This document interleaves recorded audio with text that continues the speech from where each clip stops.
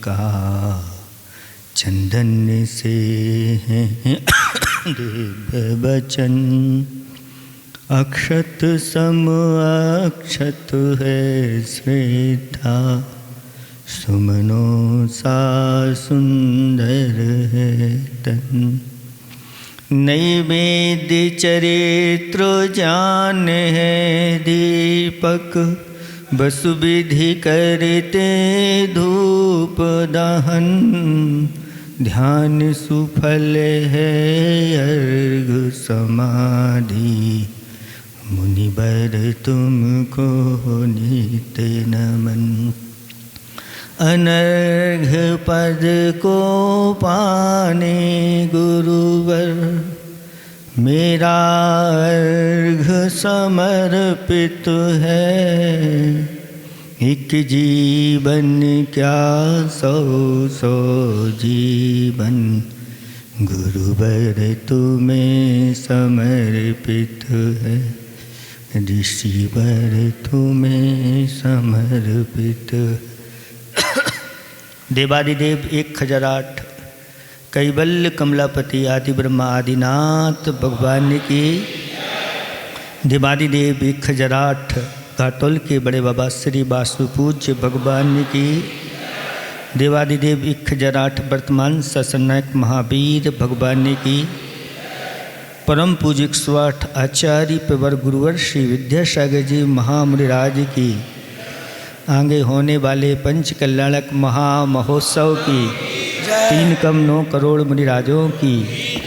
बोलो परम पूज्य वात्सल्य मूर्ति 108 विमल सागर जी गुरुदेव की, गुरुदेव की, गुरुदेव की।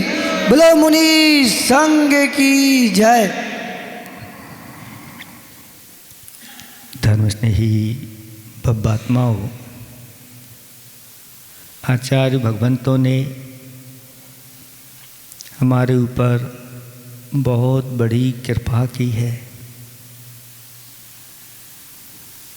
क्योंकि जो शुद्ध परंपरा चली आ रही थी, पहले शास्त्रों में लिपिबद्ध नहीं होती थी, एक दूसरे को प्रदान करते रहते थे और वो अपने पास रखते थे। किसी को एक बार सुनने में कंठस्थ हो जाता था, तो किसी को 2 बार में, किसी को 4 बार में, और अपने अंदर रखे रहते थे। लेकिन जब देखा कि धीरे धीरे विस्मृतियाँ होने लगी हैं, भूलने लगे हैं, और विद्या अगर इसको लिपिबद्ध नहीं किया गया तो आगे सब कुछ चला जाएगा। क्योंकि जब तक अच्छी तरह से भोजन पानी मिलता रहता है, बुद्धि अच्छी काम करती है, और जब 12 वर्ष का अकाल पड़ा तो सबकी बुद्धि चलेगी। 2, 4, 6 उपवास हो जाते हैं तो फिर बस अब कुछ शांति से बस ना जाना चिंतन करना, ना कुछ करना। अच्छी तरह से अगर कोई सुना देता है तो बैठ करके सुन लेते हैं।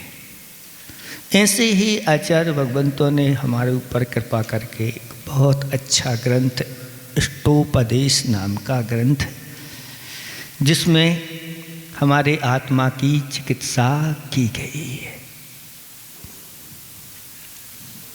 मन की चिकित्सा बहुत अच्छी तरह से हो जाती है।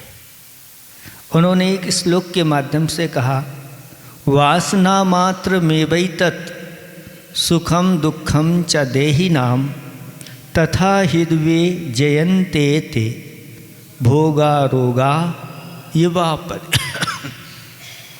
संसारी प्राणियों के लिए जो संसार संबंधी सुख दुख हैं, वो सुख दुख सब उनके कल्पना मात्र हैं।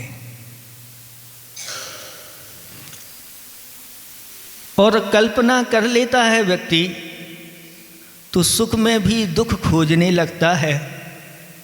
और एक व्यक्ति वो भी होता है जो दुख में सुख खोजता है। एक अंधा व्यक्ति है, भिखारी है, लेकिन उसके पास पैर हैं, हाथ हैं, और भगवान के सामने आकर के वह भगवान से प्रार्थना करता है, भगवान आपकी कृपा मेरे ऊपर बहुत है, मेरे पास दृष्टि नहीं है लेकिन आपने पैर मुझे दिए हैं, इन पैरों से चल कर के मेरे तुम्हारे द्वार पर आ जाता हूँ, इससे बड़ा सौभाग्यशाली और कौन होगा। आपकी कृपा मेरे ऊपर बरसती रहती है, मैं बहुत सुखी हूँ। और एक व्यक्ति दूसरा है, बहुत बड़ा सेठ है, और भगवान से कहता है, क्या भगवान आपने मुझे धन तो बहुत दिया लेकिन स्वस्थ अच्छा नहीं रहता है, आपने मुझे मेरे लिए बेटा तो दिया लेकिन आपने मुझे बेटी नहीं दी। किसी को बेटी मिली तो वो कहता है मुझे बेटा नहीं दिया। और भगवान के सामने जाकर के भी वह दुखी रहता है, तो फिर घर में कितना दुखी रहता होगा आप समझ सकते। ये हमारी कल्पनाएं, इसलिए आचार्य भगवंतों ने कहा ये आपकी मन की कल्पनाएं। आचार्य जी ने बहुत अच्छा इसी को संक्षेप में इस कारिका को 17 अक्षरों में समेट दिया। उन्होंने कहा दृष्टि पलटा दो, दृष्टि पलटा दो, तामस समता हो और कुछ ना। दृष्टि पलटा दो, तामस समता हो और कुछ ना। तामस शब्द अच्छा नहीं है, तामसी वृत्ति अच्छी नहीं मानी जाती। 3 प्रकार की वृत्तियां होती हैं। एक सात्विक वृत्ति जो सज्जनों की मानी जाती है, एक राजसिक वृत्ति जो राजा महाराजाओं की अपनी एक शान शौकत आन बान वो रहती है, और एक होती है तामसिक वृत्ति जो बहुत जघन्य मानी जाती है, जिसमें व्यक्ति की आचार विचार और व्यवहार ये सभी तामसिक हो जाते हैं। आहार भी तामसिक होता है, और जैसा हो अन्न वैसा हो मन, वैसी बुद्धि भी होती चली जाती है, ऐसा आचरण। तो तामस समता हो, उसको पलटा दो। तामस का उल्टा समता। ये समता बहुत बड़ा अस्त्र है, हमारी सुरक्षा का सबसे बड़ा कवच है।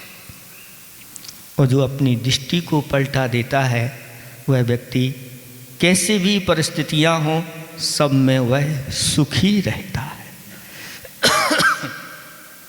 नहीं तो जब आपत्ति आती है तो कहा जा रहा कि भोगा रोगा इव। अगर भोगों में सुख है तो आपत्ति के समय उन भोगों में सुख क्यों नहीं दिखाई देता।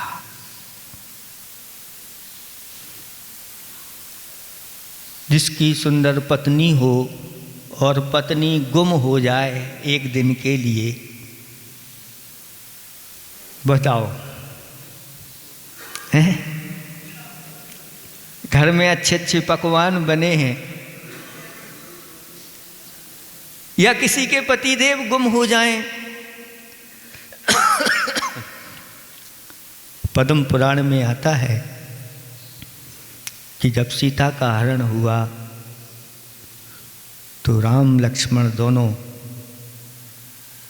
बस न उनको भोजन रुचता था न कोई कार्य रुचता था, निरंतर कहाँ होगी सीता की ही खोज में वह ढूंढते रहते, पूछते रहते, सब चीज़ें उनके लिए फीकी नजर आती।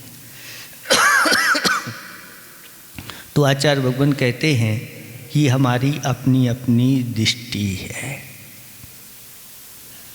अगर दृष्टि को हमने पलटा लिया तो सृष्टि अपने आप सुधर जाएगी। खुद को अगर हमने सुधार लिया तो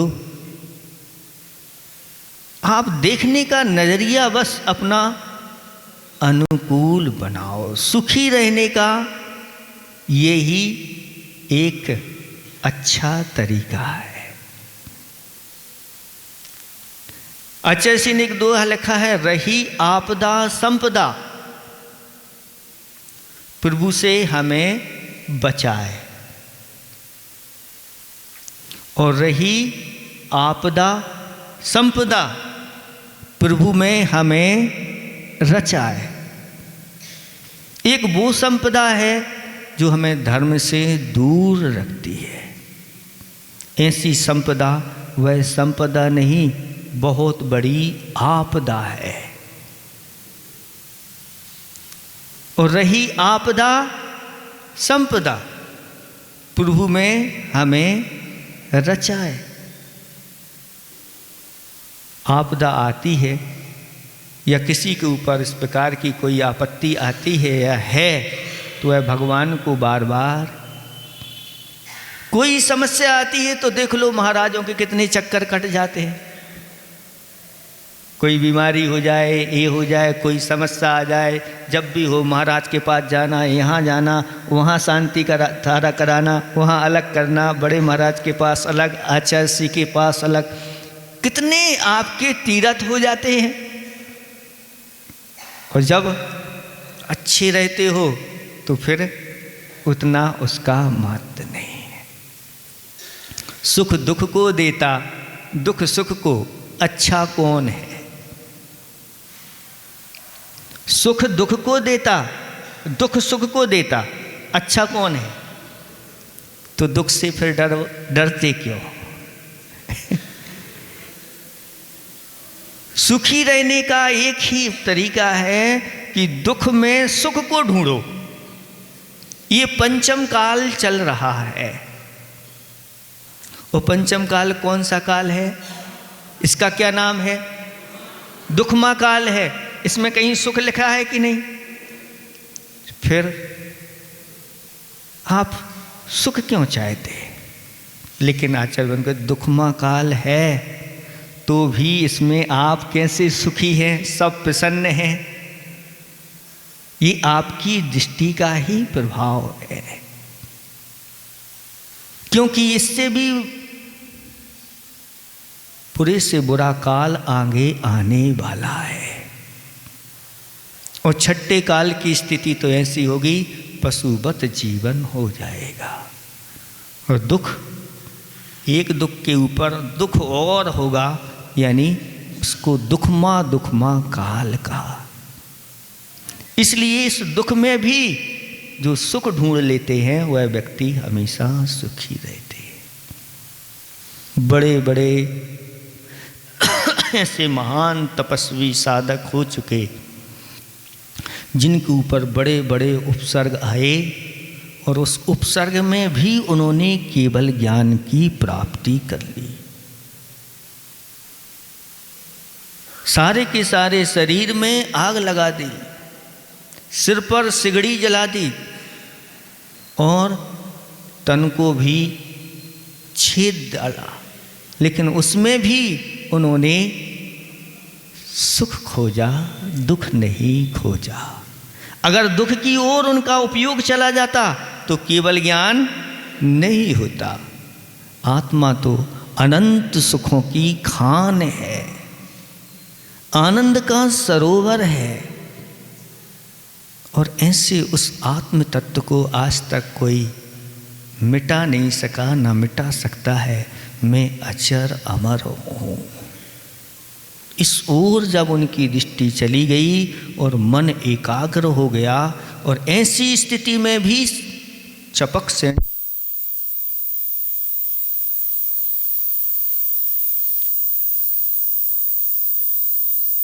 दिए गए उस विद्युत चोर को कि यह कह दे एक बार अपने मुख से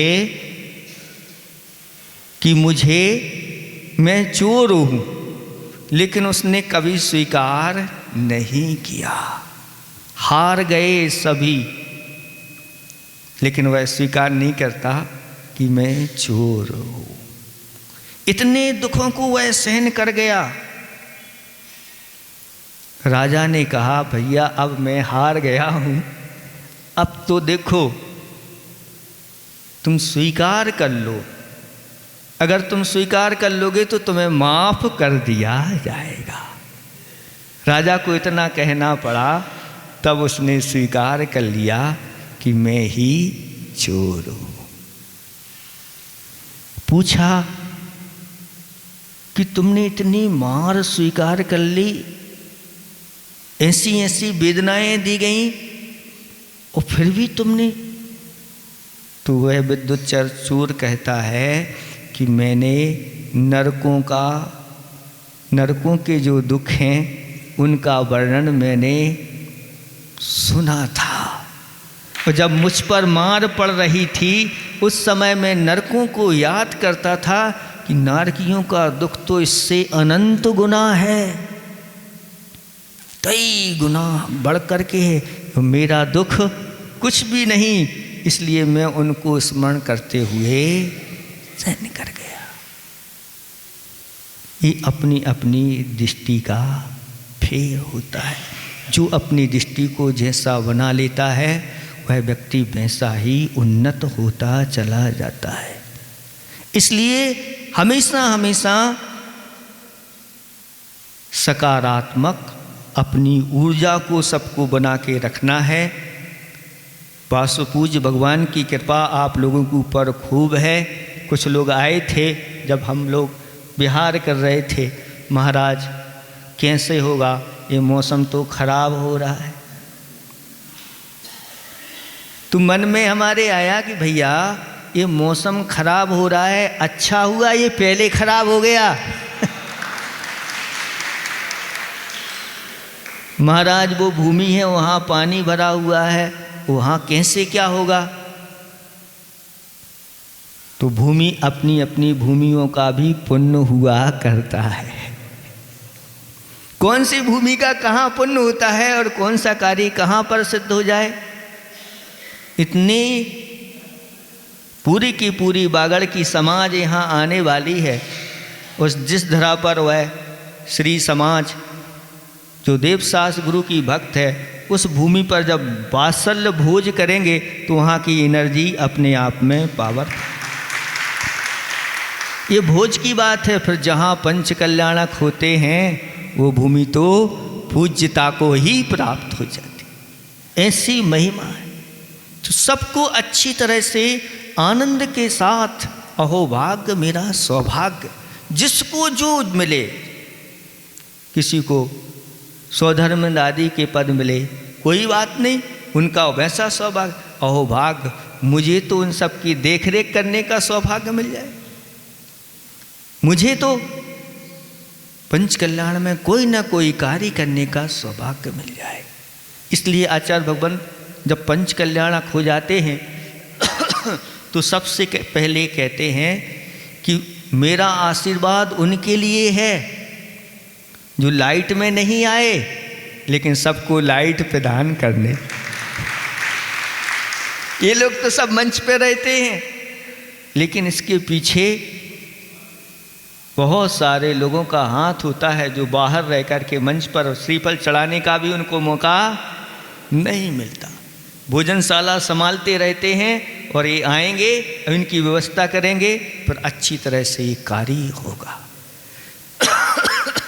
तो उनको पहले आचार्य श्री दे देते हैं आशीर्वाद कि जो अभी यहाँ मंच पर नहीं आ पाए हैं उनके लिए हमारा सबसे पहले आशीर्वाद, क्योंकि ये काम सामान्य काम नहीं है।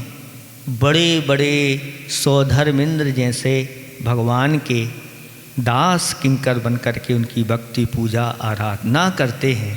हो भाग ऐसे देव देख करके, और जो देव होते हैं उनको भी, जो मिथ्या दृष्टि होते हैं उनको भी सम्यक दर्शन की प्राप्ति होती चली जाती है।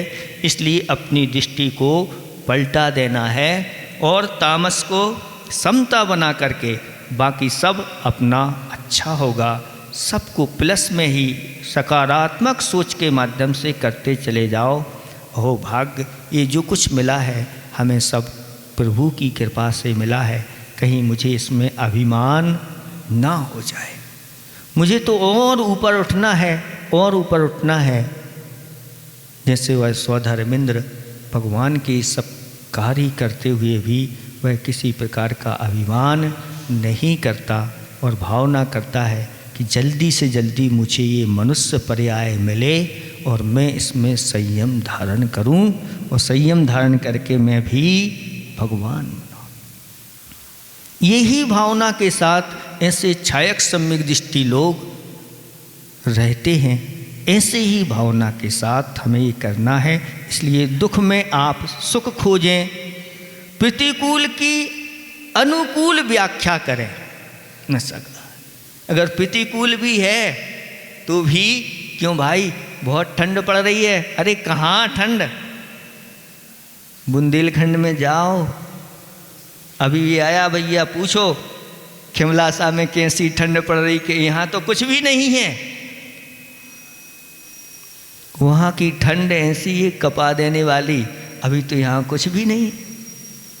तो प्रतिकूलताओं में भी आप अनुकूल देखते चले जाओगे तो आपका ये काम कब हो जाएगा पता नहीं चलेगा।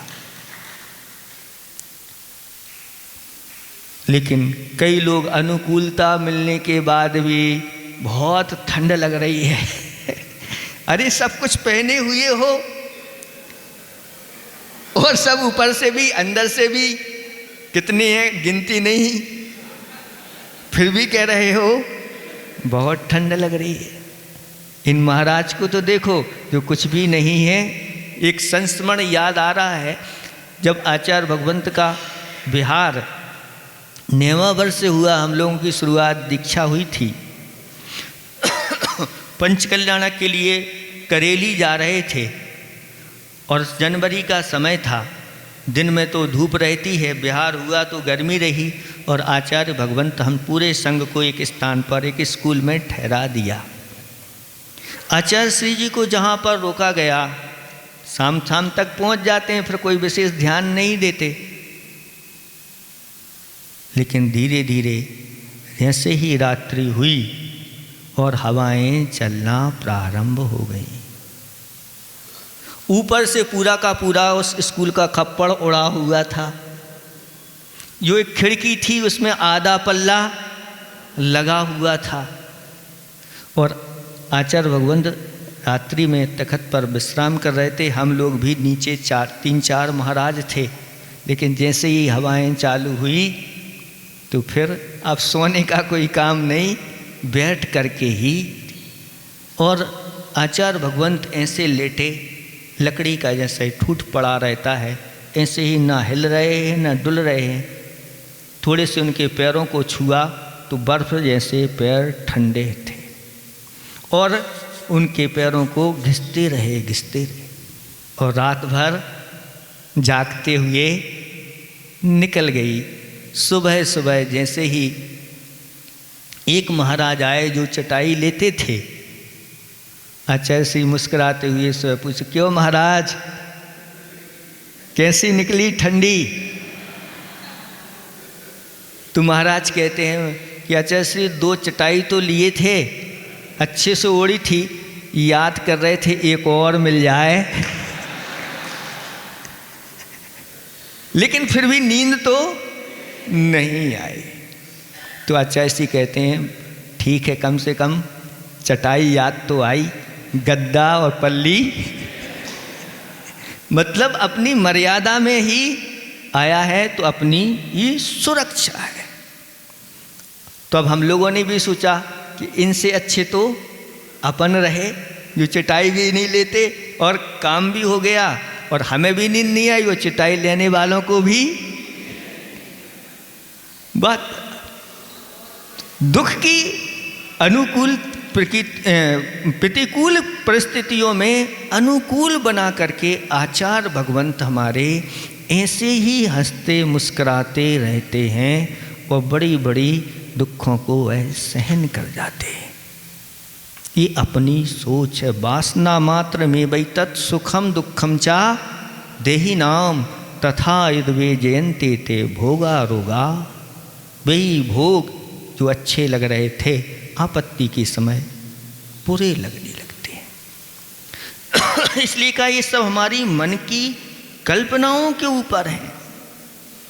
तन में उतने रोग नहीं रहते जितने रोग मन में रहते। ऐसे ऐसे भी बड़े बड़े रोगी जिनके 8-8, 9-9 ऑपरेशन हो गए और भी बीमारियां शरीर में हैं, लेकिन फिर भी बहुत प्रसन्न रहते हैं। कहते हमें कोई बीमारी नहीं महाराज, इतनी तो कम से कम व्यवस्था है कि जो बीमारी होती है हमारी ठीक हो जाती है, कोई कमी नहीं है घर में, बच्चे लोग हमारे लिए कोई भी ये बीमारी। हम तो एक ही भावना भाते हैं कि जब हमारा मरण हो तो उस समय समाधि मरण हो, ऐसे ऐसे। यानी मन अपने आप में बहुत महत्व रखता है। अध्यात्म ग्रंथों में कहा कि चिंतया नश्यते ज्ञानम, चिंता जो होती है वह ज्ञान को नष्ट, चिंतया नश्यते बलम, चिंता जो है बल को भी नष्ट कर देती है।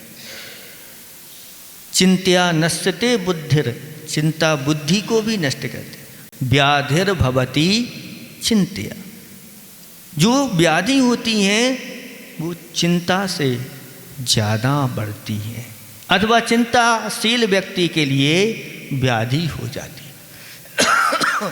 और ऐसी व्याधि कि अच्छे अच्छे डॉक्टर भी पता नहीं लगा पाते, इतने दिन से औषधि चल रही हैं आदि आदि, तो पता बाद में चलता है भैया इनके अंदर कोई चिंता बैठी है, वह चिंता दूर कर दो।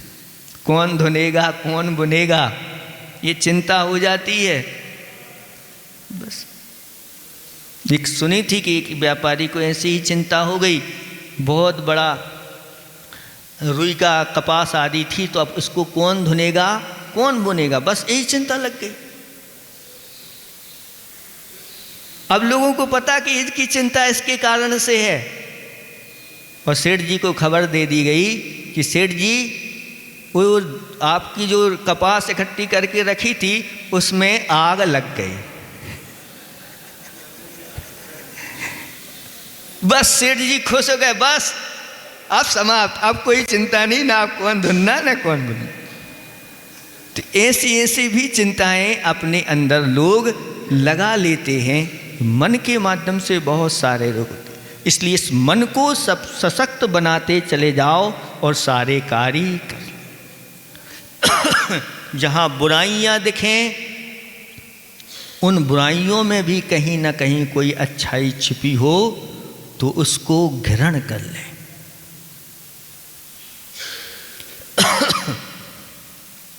बगुला है, ध्यान कर रहा है, कहाँ?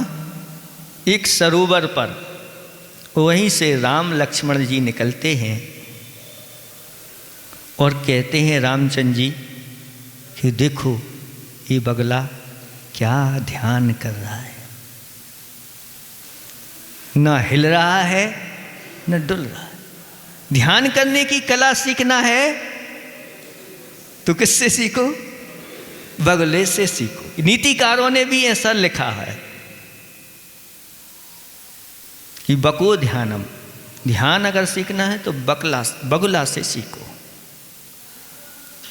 तब लक्ष्मण जी कहते हैं आपको तो सब अच्छा ही अच्छा दिखता है। अभी पता नहीं आप इसको महात्मा साधु मान रहे हैं, अभी अभी ये देखना क्या कर्तव्य दिखाता है। तो अपनी अपनी दृष्टि होती है, हम बुराइयों में भी अच्छाइयाँ देख सकते। कहते हैं कि बहुत सारे ऐसे जानवर हैं जिनसे हम बहुत कोई ना कोई गुण सीख सकते हैं, चाहे वह गधा ही क्यों ना हो। अब गधे से भी कुछ सीख सकते हो क्या? बताओ, गधे से क्या सीख सकते हो क्या? एक व्यक्ति ने एक बगले से सीखा और बगले को गुरु बनाया। देखा कि बगला खड़ा हुआ है और बगला जैसे ही मछली आई और मछली को उस बगले ने लिया और ऐसा ऊपर उछाल दिया, और वो मछली जैसे ही आई और बगले ने फिर पकड़ लिया। एक व्यक्ति वहीं खड़ा खड़ा उसने देखा ये तो बहुत बड़ा कर्तव्य है। अगर मैं बगले को गुरु बना लूं और एक कर्तव्य सीख लूं तो लोग कहेंगे ये तो बहुत ही पहुंचे हुए आदमी। और उसने क्या किया कि कुछ गोलियां लाया और वहीं पर उछाल करके बगले को ही गुरु बना करके और वह पकड़ने की प्रयास करता। धीरे धीरे चूक हुई, लेकिन धीरे धीरे वह मुख से जैसे ही ऊपर उछालता गोली को और मुख में ऐसे करके ले लेता। धीरे धीरे उसकी प्रैक्टिस ऐसी बढ़ी, अभी गोली, फिर उसके बाद उसने एक लकड़ी को भी वह मुख से पकड़ लेता, और जब लकड़ी को पकड़ा तो फिर उसने चाकू उछालना प्रारंभ कर, और चाकू को भी वह और सफल हो गया। अब यह कर्तव्य वह लोगों में जाकर के दिखाने लगा। एक बुजुर्ग थे और उन्होंने कहा कि भाई ये कला तुमने कहाँ से सीखी? अब वह कहता है कि अगर ऐसी बता दें कि बगला हमारे गुरु हैं तो फिर क्या होगा। उसने अपने गुरु का नाम छिपा दिया और कहा कि ये तो हमने अपने ही पुरुषार्थ से इसको सीखा है। तो बुजुर्ग बहुत बड़े वो अनुभवी थे, उन्होंने कहा अच्छा बेटा तुमने अपने अनुभव से सीखा है तो एक बार फिर पुनः करके दिखाओ। और उसने फिर पुनः करके दिखाया और वो चक्कू आया और उसके मुख को छीलता हुआ चला गया। उसकी साधना फैल हो गई। क्यों? गुरु का नाम छिपा लिया, इसलिए उसकी साधना। क्योंकि जिनको गुरु बनाया उनको भली कोई भी हो लेकिन सीख तो किसी से ली है, ऐसी सीख। तो गधे से भी हम सीख ले सकते हैं, भली वह गधा है लेकिन परिश्रम कितना करता है, न सर्दी न गर्मी, और अपने मालिक के लिए इतना करता है। इसलिए उस गधे से सीख लेकर के आप लोग भी, वो गधा अपने मालिक के लिए करता है तो आपके मालिक तो तीन लोक के नाथ हैं, परम पिता परमेश्वर हैं। इनके लिए आप लोगों के लिए तन से मन से वचन से, चाहे सर्दी हो चाहे गर्मी हो, इन सब चीज़ों को कुछ को देखना नहीं, बस एक ही लक्ष्य होना चाहिए, हमारे आराध्य देव को हमें उच्चासन देना है। और जिस दिन वो उच्चासन को देखेंगे हम अपने जीवन को सार्थक कर लेंगे, धन्य कर लेंगे। इसलिए बुराइयों में अच्छाई देखें और विपत्ति में संपत्ति देखें। अगर इस प्रकार से देखते हैं तो हमारा जीवन बहुत सुखी होता है। इसलिए अपनी दृष्टि को कैसा बनाना, अच्छा बनाना, निर्बल बनाना, सकारात्मक बनाना, सब काम अपने सिद्ध होते चले जाएंगे। किसी ने कहा नज़रें तेरी बदली कि नज़ारे बदल गए, नज़रें तेरी बदली कि नज़ारे बदल गए, कश्ती ने हवाओं ने अपना रुख बदला कि किनारे बदल गए, या कश्ती ने अपना रुख बदला तो किनारे बदल गए। आप सब लोग अच्छी तरह से ऐसे ही भावना से अपने आप को पावरफुल बनाते हुए इस कार्य को सिद्ध करना है। सभी के लिए हमारा आशीर्वाद है। अहिंसा परमो धर्म की। बहुत सुंदर गुरुवर का अपने को आशीर्वाद पूरा